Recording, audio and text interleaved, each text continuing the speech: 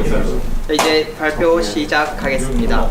안녕하세요. 유나이티드 브레이즈 김현재입니다.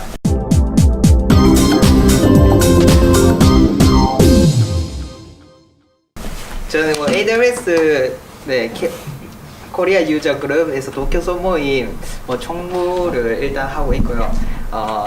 지금 제가 AWS 클라우드 프론트에 대해서 낮은 비용으로 한번 운영했던 그런 경험들, 그런 거를 공유하도록 하겠습니다.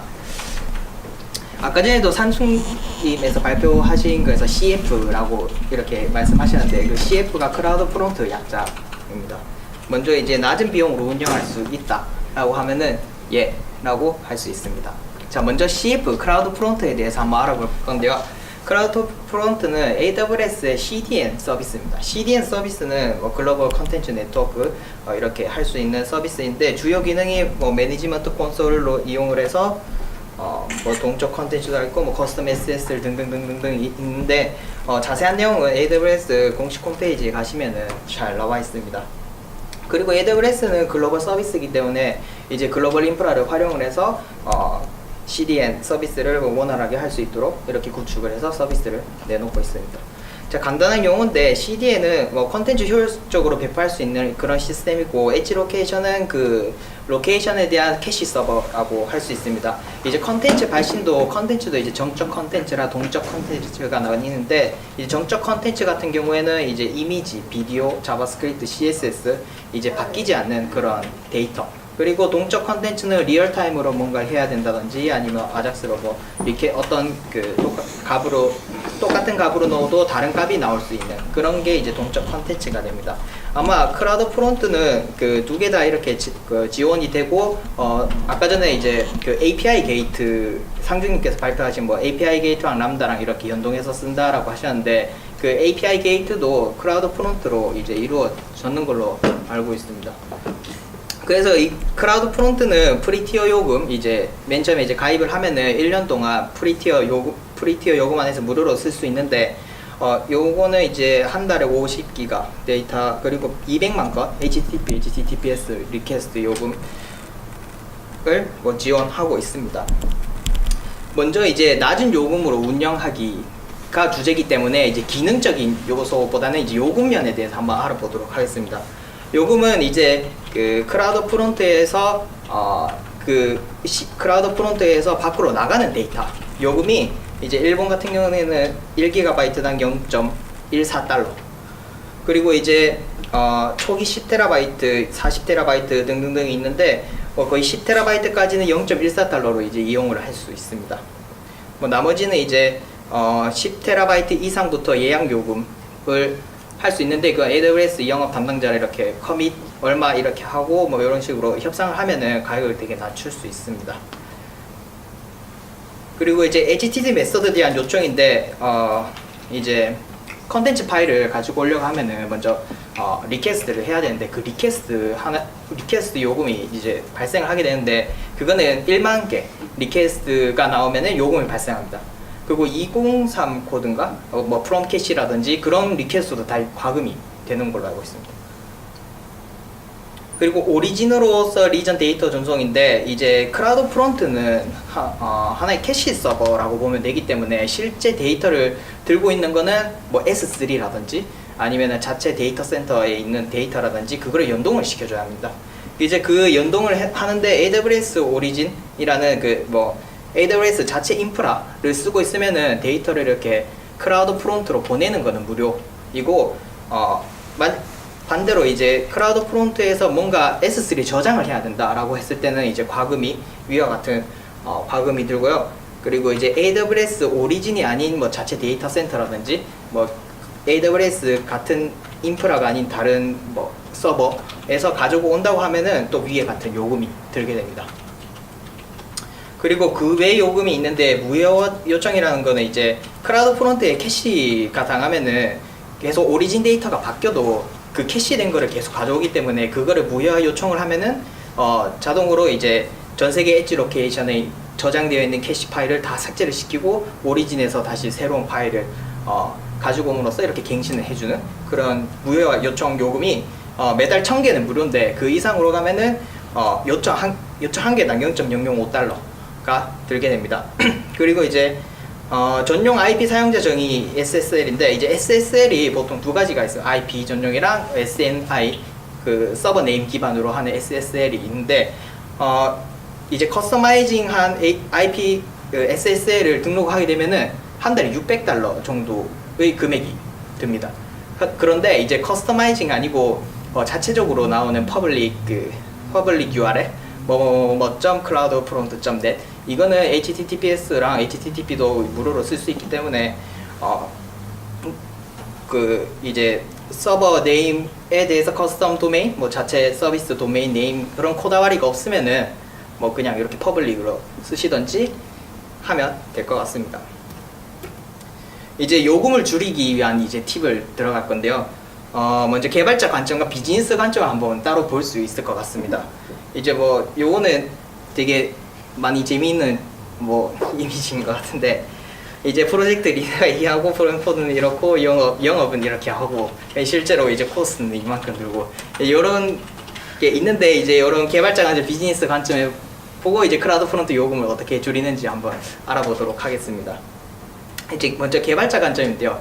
SSL을 이제 어떻게 이용을 할지 퍼블릭 DNS SSL을 이용을 하면은 그냥 S 붙이면 자동으로 이렇게 IP 기반으로 해주는 게 있으니까 그거를 이제 사용을 하는 걸 추천합니다. 그런데 만약에 이제 영업 비즈니스 쪽에서 자체 도메인을 꼭 넣어야 된다. 그렇게 하면 이제 두 가지가 있는데요. 전용 IP 기반 SSL을 하면은 이제 SSL 판매하는 회사에서 그 SSL 구입하고 이제 그 SSL을 클라우드 프론트에 넣어서 이렇게 운영을 하는 방식과 이제 AWS 안에 서티피케이트 매니저가 있습니다. 그게 뭐냐면은 그 도메인을 관리해주는 서비스인데요. 이게 무료로 제공이 되고 갱신도 자동으로 됩니다. 대신에 이제 요 같은 경우에는 이제 되게 옛날 브라우저는 지원이 안 되기 때문에 왜냐면 이제 오픈SSL 버전이 좀 높은 걸 써야지 조금 최신 기술이기 때문에 높은 걸 써야지 지원이 되는 걸로 알고 있습니다. 이제 보통 자바스크립트나 이런 쪽에서 많이 쓸 것 같은데 최신 자바스크립트 같은 경우에는 옛날 브라우저도 잘 지원이 안 되니까 SNI를 쓰는 것도 괜찮은 것 같습니다. 그리고 데이터 용량 최적화인데요. 이제 클라우드 프론트 내에서도 HTTP2 통신도 자동 선택하면 그냥 자동으로 다 할 수 있고 그리고 지집 기능을 ON 시킬 수도 있습니다. 지집은 이제 압축시키는 파일을 압축시키는 그런 기능도 자동으로 이렇게 다 지원을 해주고요. 그리고 이제 만약에 개발을 하면서 리액트라든지 등등등 개발을 하게 되면 자바스크립트가 엄청 늘게 되는데 이제 그 자바스크립트도 웹팩이나 이런 툴을 이용을 해서 압축을 시켜서 미니 파일로 압축을 시키고 이제 브라우저에서 만약 개발해서 디플로이 했을 때 그 캐시된 파일을 안 들고 오기 위해서 이제 압축을 할 때 뒤에 버징을 해서 이상한 문자요 캐시 안 당하도록 그런 식으로 .js, .css 이런 식으로 만들어서 올리시면은 무효화 요청도 안 해도 되고 이제 그 캐시 같은 거를 제거를 따로 안 해도 디플로이 할 때 알아서 이상하게 된 문자 그거를 읽어서 발신하기 때문에 그런 방법도 추천드립니다. 그리고 이제 이미지 동영상 같은 경우에는 이제 최저가 되게 고품질이 아니고 일단 최대한 그 용량은 작은데 고품질로 나올 수 있도록 그런 식으로 구성을 해서 활용을 하면 좋을 것 같습니다. 이제 그 용량 같은 것도 개발자 관점에서 되게 이렇게 최저가 시키시면은 이렇게 200kb도 되게 작은 200kb가 되게 작은 용량인데 그거를 미니 파일이라든지 이런 식으로 사이즈 압축해서 100kb로 바꾸면은 요금이 50% 싸지게 되기 때문에 이제 그런 개발자 관점에서도 되게 압축하라든지 버징이라든지 이런 식으로 활용을 하면 되게 좋을 것 같습니다. 그리고 이제 브라우저 캐시 컨트롤 설정을 하면은 이제 실제로 203 리퀘스트는 요금이 가도 프롬 캐시로 인해서 데이터를 다운로드 안 하기 때문에 이제 여기에서도 이제 HTTP 요청 감소로 HTTP 요청 비용은 좀 드는데 데이터 전송 비용 이제 삭감이 되니까 이런 것도 설정이 꼭 필요합니다. 그 이제 비즈니스적 관점인데요. 이제 이미지라든지 동영상을 발신한다고 하면은 용량이 이제 점점 서비스가 되게 잘 되다 보면은 금방 몇 테라바이트 이렇게 가게 됩니다. 그렇게 되면은 이제 AWS에다가 직접 영업자에 문의를 해서 뭐 얼마 커밋 뭐 이런 식으로 협상이 가능하니까 AWS에 문의를 해줘서 요금을 이렇게 절약할 수도 있고요. 이제 저 같은 경우에는 지금 자바스크립트만 운영을 하는데 뭐 10테라도 안 가기 때문에 자바스크립트가 10테라 해봤자 그 10테라 얼마나 채우겠어요. 그래서 되게 압축도 많이 하고 했는데 10테라부터 가격 협상이 가능한데 안 되잖아요. 그래서 저는 고른 게 이제 파트너사를 이용을 했습니다. 이제 아시아 태평양 같은 경우에는 뭐 한국에서 유명한 메가존이라든지 뭐 GS, 네오 뭐 등등등이 있는데 그런 파트너사 중에서 요금을 할인해 주는 게 있습니다. 저는 이제 일본에서 일하고 있기 때문에 클라스 메소드를 이용을 하고 있는데 왜 좋냐면은 아예 가격표를 오픈을 해놔서 이렇게 가격을 싸게 해줍니다 라고 이렇게 광고를 했더라고요. 보통 이제 10테라 이상 커밋을 그 예약 요금을 하게 되면은 이제 NDA를 해서 이 요금 얼마인지 이런 걸 말하면 안 되는데 뭐 클라스 메소드나 크라우드 팩이나 이런 보면은 가격이 얼마 이렇게 싸집니다. 그 뭐 크라우드 프론트 뭐 싸집니다. 뭐 이런 식으로 광고가 나왔기 때문에 저는 그거를 이용을 했습니다. 이제 예를 들어서 저는 광고 업계이기 때문에 처음에 제가 크라우드 프론트를 접한 이유가 뭐냐면은 자바스크립트 한 개 만들어서 발신을 했는데 그게 뭐 갑자기 한 달에 1억 리퀘스트 오고 그리고 점점 하다 2억 리퀘스트, 3억 리퀘스트 오다 보니까 이제 제가 서버 개발자가 아니기 때문에 엔진엑스 설치해서 그냥 이렇게 돌렸는데 그 엔진엑스에서 많은 리퀘스트를 받으니까 제가 로그를 ON을 시켰더라고요. 그래서 이 트래픽보다 엄청난 로그가 쌓인 거예요. 뭐 하루에 몇백 기가 이렇게 쌓이니까 한번 뻗은 적이 있어요. 용량이 그 로그 기록이 차서 이제 그런 메인테넌스도 안 했던 거죠. 그래서 로그를 다 지우고 다시 키우고 뭐 여러 가지 알아보다가 이제 AWS 클라우드 프론트 이런 식으로 했는데 뭐 제가 뭐 따로 설정할 것도 없고 그냥 그 엔진엑스에 있는 그 파일 그대로 S3에 폴더 구성하고 클라우드 프론트 이렇게 연동을 하고 뭐 HTTPS, 커스터마이징 SS 뭐 등등 이렇게 하니까 뭐 그냥 되더라고요. 그리고 클라우드 프론트 내에서도 그 어떤 브라우저로 많이 접속을 했는지랑 뭐 디바이스 판별이라든지 등등등 이렇게 어떤 도메인에서 제일 많이 접속했다 이런 것도 분석 다 해주니까 되게 편하더라고요. 그리고 이제 JS 파일을 용량으로 예시를 들 텐데 데이터 용량 같은 경우는 이제 약 10KB, 5KB 정도 돼요. 자바스크립트 되게 많이 압축을 하면 그 압축을 상태를 안 하면은 한 17KB, 20KB 정도 되는데 그거를 이제 압축을 하면 한 10KB, 그 10KB 이하로 가거든요. 그거를 압축을 하고 뭐 리퀘스트를 대략 5억 리퀘스트라고 했을 때 데이터는 총 4.7TB가 나옵니다. 10KB 자바스크립트인데 그거를 이제 정가로 계산을 해보면은 1117달러가 나와요. 왜냐? 리퀘스트가 많으니까. 용량이 적은데 리퀘스트가 많으니까 리퀘스트 요금에서 생각보다 너무 많이 나오더라고요. 근데 이제 파트너사를 이용해보니까 리퀘스트가 무료래요. 거기에다가 데이터 용량이 0.05달러예요. 그럼 계산을 해보니까 238달러예요. 약 5배 정도 절약할 수 있어요. 거기에다가 이제 이거를 데이터를 JS를 압축을 해서 10KB, 5KB지 안 해버리면은 뭐 30KB이기 때문에 여기서 곱하기 2~3배가 되는. 그렇기 때문에 뭐 여러 가지 막 하다가 진짜 소스 코드 잘못 짜면은 소스 코드가 길어지기 때문에 이제 거기에 대한 것도 좀 더 짧게 하다 보니까 뭐 이렇게까지 왔는데 이건 하나의 예시고 실제 저희 회사에 대해서 용량은 뭐 요거보다 좀 더 낮고 리퀘스트가 되게 많아요. 여기에 대해서는 뭐 따로 뭐 궁금하시면은 제가 이렇게 알려드리도록 하겠습니다. 그리고 클라우드 프론트에는 한계가 있더라고요. 뭐 요런 한계가 있었는데 뭐 40기가 데이터 뭐 등등등등등 있었는데 뭐 그만큼 활용할 수 있는 그런 회사 레벨이 아니다 보니까 여기에 대해서 잘 모르고 있다가 제가 이번 자료를 준비를 하면서 좀 봤는데 뭐 좀 제한적인 게 몇 개 있더라고요. 뭐 문의를 하면 그 제한을 풀어주는지 잘 모르겠는데 네, 요런 게 있었습니다. 네, 이상 발표를 마치겠습니다. 감사합니다. 혹시 질문 사항 있으신가요? 아까 개발자 관점에서 네. 그 사진이랑 동영상을 압축하면 구분별에 가능하다고 하면 혹시 압축 어떤 식으로 하신 경험이 있는지? 네, 전혀 없습니다. 자바스크립트 정도? 네. 실제로 사진이랑 영상은 뭐 네, 아직. 해본 경험은 네.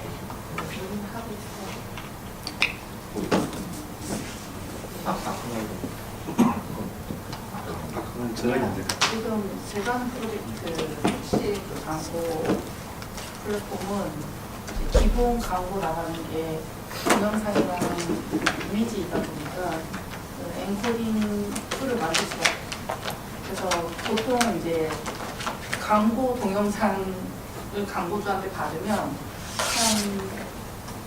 100MB는 아주 쉽게 넘어가는. 그래서 이제 엔코딩을 MP4에서 엔코딩을 좀 코맨드로 때려서 압축을 시키면 한 50%에서 60%까지 쌓여 있어요. 그런 것들을 많이 하고 있고요. 그리고 좀 동영상 같은 게 큰데 지금 택시 같은 경우는 IoT이기 때문에 그 통신 네트워크가 굉장히 얇아요. 그래서 그 저녁 시간대라든지 점심이라든지 출근 시간대 되면 네트워크선이 버티질 못해요. 그래서 하고 있는 게 다운로드를 속도 제한을 하고 있어요. 업로드 속도 제한이 아니라 다운로드를 순차적으로 하되 속도 제한을 하고 있는데도 이제 타임아웃이 나거나 아니면 그 네트워크 상황이 안 돼서 끊기거나 이런 경우가 발생하거든요. 그래서 그 위에 저는 더 하는 게 뭐냐면 그 렌즈로 다운로드를 할 수가 있어요. 그러니까 데이터가 워낙 큰데 압축을 해도 해결이 안 되면 분할해서 받을 수 있는 거니까 그러니까 내가 만약에 100MB짜리 파일이 있으면 1부터 50MB를 일단 먼저 다운로드 하겠다. 그 다음에 50부터 100을 또 다운해야 돼. 이렇게 쪼개서 받는 게 프론트 프론트 할 때 쿼리를 날릴 때 그 렌즈를 정해서 날릴 수가 있어요. 그래서 그 렌즈를 넘어가게 되면은 이제 416, 그러니까 406번 에러가 돌아와요. 그러니까 그거는 요금의 카운트는 안 되고 그러니까 렌즈로 정해서 하면 그런 네트워크 환경이 안 좋구나. 정말 거대한 거를 어떻게 쪼개도 방법이 없어 이러면은 그런 식으로 이제 나눠서 다운로드를 하는 게 크라운 카운터에 좀 도움이 되죠. 압축은 못 쓰세요? 압축은 근데 거의 압축은 이제 그때 동영상 퀄리티에 따라 달라요. 그러니까 동영상 소스를 크리에이티브를 받더라도 그러니까 제대로 된 댄스나 뭐 이런 데서 제작한 건 정말 잘 돼 있는데 그게 아니라 뭐 지말로 이렇게 하시는 분들은 퀄리티가 낮으니까 그때 이제 MP4에서 설정한 퀄리티 부분이 많이 중요한 거죠. 또 이미지도 마찬가지. 근데 이제 광고다 보니까 퀄리티를 어느 정도 유지는 시켜줘야 돼요. 그러니까 이게 자동화가 안 돼. 죽을 것 같아요.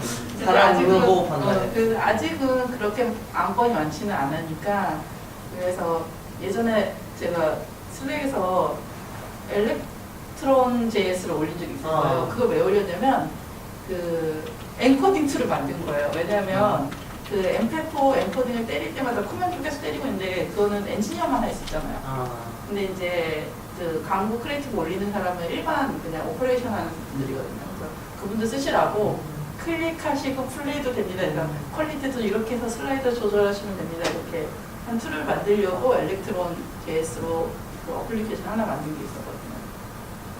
그래서 쓰게 된 것 같아요. 그 무겁다고 했잖아. 무겁다. 이거 제가 겁내게 했던.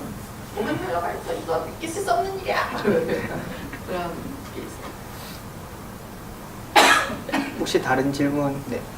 그러니까 이번 프레젠의 포인트라고 할 수 있는 거는 파트너사를 이용한다라는 것 같은데요. 네. 그 파트너사를 이용했을 때 말씀해 주신 거는 장점만 말씀해 주셨는데 네. 혹시 단점이 있다면 단점 있습니다. 이제 청구 방식이 후리코미 그 후리코미예요. 크레딧 카드가 아니고 입금 방식이기 때문에 최대 2개월 정도 되게 드레이가 있어요. 2월달 요금 다 사용을 하면은 3월 초에 오는데 이제 그締매끼리가 4월 말인가 5월 말인가 4월 말까지 돼 있어요. 그럼 되게 청구에 대한 그런 처리하는 게 되게 어려운 거 같은 것 같습니다. 네. 그리고 이제 루트 어카운트를 뺏기거든요. 아, 루트가 뺏기고 이제 그 새로운 어드민 그 권한이 있는 어카운트를 다시 줘요. 그럼 그 어카운트로 또 여러 어카운트를 만들 수 있거든요. 이제 그 맨 처음에 이렇게 할 때 원래 AWS도 이용을 할 때 그런 식으로 이제 사용을 하라고 약간 추천해 주는데 이제 그런 점에서는 뭐 딱히 불편함은 없었는 것 같아요. 네.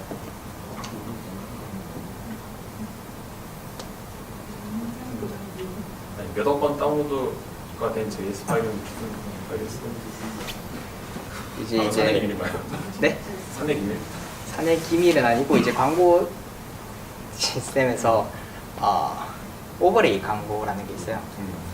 그러니까 뭐 블로그 같은 거 보면은 이제 밑에 이제 이렇게 뜨는 광고가 있는데 이제 그게 자바스크립트로 움직이거든요. 이제 그거를 이제 다른 광고 플랫폼들이나 이렇게 이야기를 협상을 해서 이제 저희가 만든 스크립트 안에 집어넣는 거죠. 그렇게 하면 이제 그냥 일반 그 이미지 광고가 이렇게 오버레이처럼 나오니까 그게 생각보다 너무 잘 돼서 뭐 이렇게 해서 지금은 거의 한 2-30억 정도 전체 광고 리퀘스트는 저희는 한 달에 한 100억 정도 나오고요. 네. 생각보다 실질적 리퀘스트가 요금에 표시가 잘 안 되더라고요. 거의 한 4분의 1 정도는 뭐 4분의 1 정도 차이가 나는 것 같은데요. 실제 리퀘스트가 203도 몇 개 찍히는데 아마 브라우저라든지 뭐 그런 디바이스별로 뭐 진짜 프롬 캐시만 해놓고 리퀘스트하고 프롬 캐시만 해놓고 이렇게 가지고 오는 경우도 있는 것 같아요. 보통 저희는 PC 전용이 아니고 스마트폰 전용으로 많이 하기 때문에. 네. 아까 요금 중에 보니까 SSL 비싸던데요. 네. 다 네. SSL 바뀌어가고 있잖아. 네. 바뀌어가고 있잖아. 네. 무슨 방법을 다시 찾아야 되는 거 아닌가요? 그렇죠. 너무나 비싸. 이 생각보다 너무 비싸서. 그래서 이제 저는 SNI를 그냥 사용을 했어요. 네. 왜냐면 어차피 자바스크립트 이용을 하기 위해서는 브라우저 몇 버전 이상도 돼야 되고 요즘엔 맨 처음에 만들었을 때는 자바스크립트가 엄청 무겁기 그 동작을 계속 해줘야 되니까 무겁기 때문에 뭐 안드로이드 진짜 되게 안 좋은 스펙을 가진 스마트폰이라면은 되게 느렸거든요. 그거는 어차피 시대가 변함에 따라서 스마트폰도 점점 갈아치우고 그렇기 때문에 뭐 SNI를 써도 그렇게 뭐 갑자기 리퀘스트가 줄었다라는 느낌을 못 받았거든요.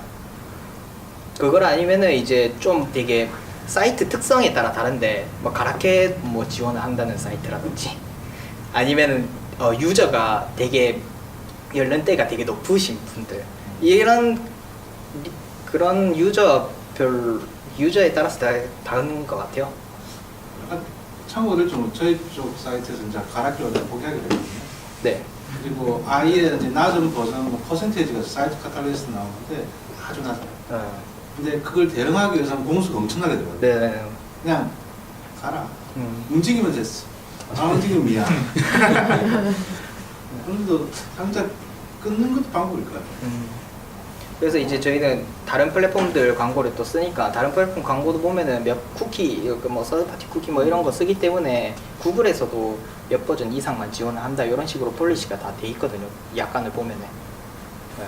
그래서 저는 그냥 뭐 맨 처음에는 이제 퍼블릭으로 이용을 해서 SSL이면은 그냥 그 퍼블릭 도메인으로 SSL 해서 그냥 해라 그런 식으로 했고 뭐 커스터마이징 도메인 쓰고 싶으면은 일단 SNI를 설정했기 때문에 퍼블릭이나 그 커스텀 도메인이랑 둘 다 접속을 할 수 있거든요. 그래서 골라서 써라 이런 식으로 제공을 하고 있습니다. 클라우드 프론트 쓰면서 독자적인 SSL 주면서 쓰는 경우 잘 못 본 것 같아요. 클라우드 프론트가 제공하고 있는 거 그냥 그대로 쓰는 경우가 많아서 굳이 전용 IP라든지 오다와리 해서 쓰는 경우를 좀 본 것 같긴 해요. 그거 제 생각이 그래요. 개인적으로 예를 들어 삼성이라든지 이제 삼성 닷컴 이런 식으로 쓰고 싶으면 왠지 쓰면 괜찮을 것 같아요. 그렇긴 한데 이제 거의 클라우드 프론트 쓰는 뭐 그런 경우는 그런데 이제 B2C 서비스에서 그런 건 어려워요. SSL 커스텀으로 넣어가지고 독자 SSL 아니면 안 돼 뭐 이런 건 잘 못 본 것 같아요. 그런 거 있잖아요. 서버 관리하기 싫으니까 클라우드 프론트 L 해놓고 S3 해놓고 이거 이제 SSL만 커스터마이즈해서 쓰면 전 세계적으로 다 쓸 수 있으니까 그 패턴 아니에요. 엔지니어로 혼내야 돼. 그것 때문에 난 딸려. 아니, 너무 비싸죠. 저도 처음에 뭐지 클라우드 프론트 쓰면서 SSL 되네, 이게 변경되네 하면서 이제 봤었는데 돈이 막 장난이 아니니까. 그렇죠. 아니면 삼성이만 쓰겠네 이랬을 전 세계적으로 쓰는. 아니면 이제 리퀘스트가 많은 뭐 광고 회사라든지 보면 일부 쓰고 있더라고요. 어디서 쓰고 있는 것 같아요. 저희도. 이걸로 하나 처음에 6년, 7년 전에 아마존이 한참 할 때 네. 그냥 테스트 삼아 서비스 하나 올리는 사이트 쓰고 있거든요. 오. 근데 그게 저희 도면이어야 되니까 쿠키가 움직여야 되니까. 네. 그래서 하나 쓰고 있는데 쓰고 있어요. 개발한테 이상 안 하지만 버리려고. 네, 클라우드 프론트도 계속 진화를 하고 있더라고요. 제가 당시에 딱 쓸 때는 지집이 없었어요. 사용하다가 몇 개월 뒤에 지집이 갑자기 생겼고 그걸 바로 온 해서 그냥 확인하니까 바로 적용이 되더라고요. 근데 지식도 다 되는 게 아니라 특정 폭력만 돼서 진짜 예전보다는 적용되는 이제 파일 대단들이 많아지긴 했는데 완전히 자유롭지는 않아요. 정말 압축 코스트가 적은 것들만 때문에 오늘 얘기하는 진짜요? 많은 게 아니에요. 텍스트 베이스의 컨텐츠라든지 자기네들 부담 가지기 가지제 싫은 것들 난 몰라 이런 것들 막 그런 거네요. 그러니까 좀 멀티미디어 컨텐츠에 가깝고 가까울수록 안 해줘. 그러니까 해서 올려야 돼. CPU를 많이 넣으니까. 뭐 최근에 애들이 동영상 해주겠지 이러는데 안 해줘. 못 보겠어. 최근에 업데이트된 게 그 무효화 요청 이게 생각보다 되게 느렸어요. 근데 업데이트돼서 되게 빠르게 됐다고 하더라고요. 근데 제가 뭐 최근에 개발 안 해서 그쪽 스크립트 쪽을 계속 진화를 하고 있는 것 같더라고요. 뭐 문제도 좀 있는 것 같기도 하고. 그리고 아까 마인에서 하고 있는 거 다 제공해주지 않을까요? 그렇죠. 품질 보수는 레벨이 틀려요. 아까 말은 99.9%라고 얘기하고 있고 실적이 그렇게 나오고 있는데 클라우드 프론트는 그렇게까지는 안 가고요. 한 96, 95. 그래서 특히 그 리전별로 가끔씩 500건 에러 되게 자주 발생해요. 그래서 그런 것들 발생하는 케이스 보면은 그렇게 품질적으로 완전 우리는 100%여야 돼 이런 데는 아카마이를 쓸 수밖에 없는 거죠.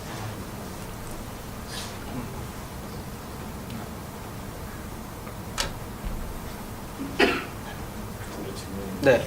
예전에 저희 고객사 중에 그 AWS에 구축한 회사가 있었는데 네. 뭐 이미지 같은 거 그런 것들 이제 네. 저 AWS 네. 클라우드 프론트에서 해보자고 해서 했는데 뭐 한 달에 뭐 몇십만 원씩 나왔다고 그러더라고요. 혹시 결국에 이제 클라우드 프론트로 초수시켰는데 근데 그때 저도 이제 뭐 제가 직접 담당하는 아니고 이제 얘기를 들은 걸로 보면은 그 인발리데이트 하는 거 있잖아요. 네. 특히 굉장히 좀 비용이 많이 든다. 인바이트 데이트요? 아웃바이트? 아니 인발리데이트. 이메일 무효. 네네네네네. 근데 이제 그걸 왜 하게 되냐면 이제 고객도 뭐 콘텐츠 같은 거를 이제 자기들이 또 HTML 같은 거 쏙쏙하면 이걸 또 반영하고 하는데 캐시가 되면은 반영이 안 되니까는 그거에 따라서는 그게 또 이제 사이트가 막 망가지고 이러니까는 그 안에까지 인발리데이트가 되게 자주 했는가 봐요.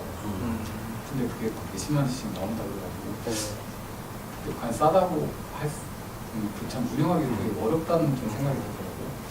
가지고 한편으로도 이제 느꼈던 게 이제 그 메리트 중에 하나가 이제 글로벌한 건데 사실 그 고객이 뭐 글로벌한 사업은 하는 건 아니거든요. 그러니까 그렇지 않은데 과연 그냥 국내에서만 쓰는 그런 CDN으로 쓰기에 그좀 비무면에도 그게 좀 적절한가라는 좀 생각을 해본 적이 있는데 그런 경우에 뭐 싸게 운영할 수 있는 AWS, 서버레스 그런 뭐 방법이 컨텐츠를 정적 컨텐츠가 갱신이 자주 되는 서비스. 빈번하게 갱신하는 정적 컨텐츠 적용을 그 리퀘스트 수에 따라 다르겠는데 S3 그걸 바로 이용을 하면 좀 아닌 것 같고. 아, 네. 이제 S3 요금도 좀 비싸기 때문에 리퀘스트가 많아지면은 그래서 크라우드 프론트를 이용을 했어라 이런 식으로 이야기를 많이 하는데 요금 절약을 위해서. 비용이 똑같지 않나요? S3하고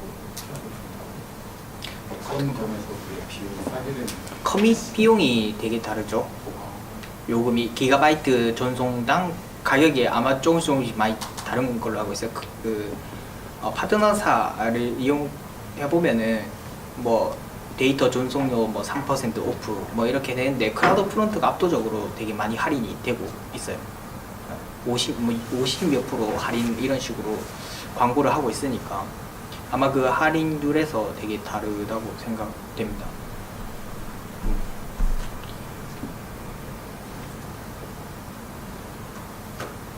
정적 콘텐츠를 빈번도가 아니고 그냥 서버 돌리면 되지 않을까요? 혹시 서버 설정이 좀 아야시한 그렇게라는 건 그 웹서버 쪽이죠.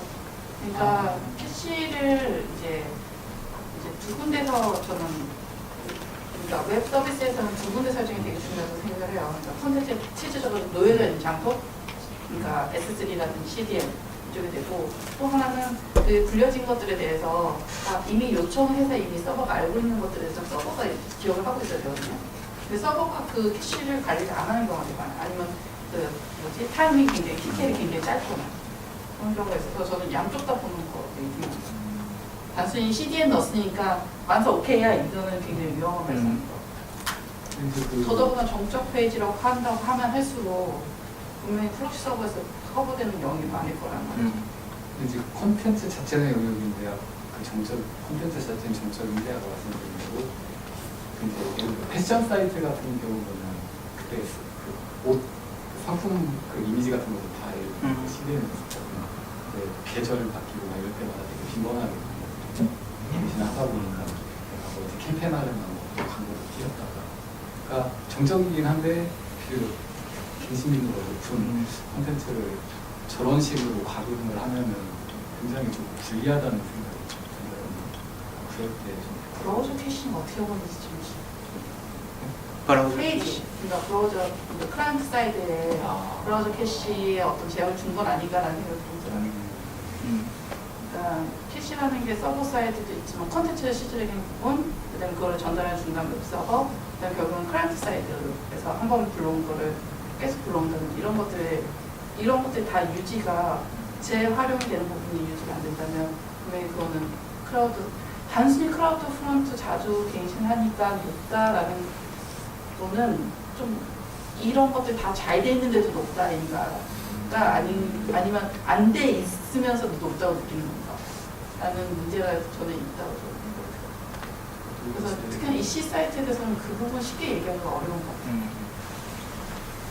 근데 이제 결과적으로 이제 그때 PM이었던 사람이 저한테 하는 얘기로는 저도 궁금해서 물어봤더니 뭐 리퀘스트나 이런 것보다도 인발리데이트 자체를 그냥 자주 함으로써 그것만으로 되게 비용이 많이 발생다고 하더라고요. 그러니까 아까 그 할 때마다 뭐 비용이 있었잖아요. 네네네. 근데 그게 건이라고 했는데 그 아스타 하면 다 맞아요. 좋았잖아요. 근데 아스타라면 실제 파일 수대로 그게 과금이 되는 건지. 네, 다 될 거예요. 한 개씩. 개수별로. 네. 만약에 그 한 개만 한다면은 그거까지 뭐 .jpg까지 이렇게 적어줘야 될 거예요. 안 그러면 그 한 개를 갱신하기 위해서 그 많은 캐시를 다 삭제를 시켜버리니까. 그런 식으로 인발리데이트 쓸 수도 있겠네요. 실제로는 조금만 갱신하면 되는데 아스타를 그냥 싹 지우게 그래서 이렇게 하면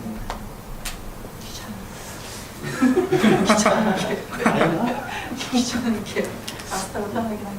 근데 위험한 발상인 것 같아요. 그 뭐지 크라우드 프론트 사이트도 캐시 타임을 좀 짧게 잡아놓는 게 좋은 것 같아요. 그런 서비스도. 그러니까 그런 거 설정 안 하고 그냥 크라우드 프론트에도 박아놨으니까 만사 오케이 하라고 얘기하고 있으니까 그걸 무효화를 시키지 않으면 계속 살아있는 것처럼. 그러니까 크라우드 프론트 자체 설정을 캐시를 짧게 잡아주면 무효화를 굳이 안 하더라도 자동 소멸될 거라는 거죠. 시간이 지나면 애쓰지 않고 돈 안 내. 얼마나 좋아요. 유명한 노하우가 그냥 게으른 거. 저 같은 크라우드를 많이 안 쓰는데 자체 서버가 DC에 구축을 하니까 그때 한번 했던 게 바니쉬라는 유료가 캐시 서버가 있어가지고 그 바니쉬 자체에서 TTL 설정이라든지 TTL이 좀 시간 지나면 뒤쪽 백그라운드에 콜을 자동으로 날려가지고 그러니까 캐싱을 한다든지 페이지 자체에서 특정 부분만 캐싱을 한다든지 기능이 많이 있더라고요. 제일 좋았던 게 다른 캐시 서버도 다 그런 기능이 있는데 좋았던 게 다이나믹으로 설정을 바꿔줘요. 보통 서버, 웹 캐시 서버는 제기동을 해야 돼요. 설정을 바꾸면. 근데 바니쉬 자체는 DSL이고 다이나믹으로 설정을 다 바꿔주기 때문에 안에 들어가 있던 캐시가 없어지지도 않고 앞으로 미들에 제기동할 필요 없었거든요. 그게 메리트 있었던 진짜 반짝반짝 하더라고요. 수영 씨가 맨날 그냥 바니쉬에서 귀찮아 프론트 그냥 버텨야 혹시 다른 질문 있으신가요? 없으면 이상으로 발표 마치겠습니다. 감사합니다.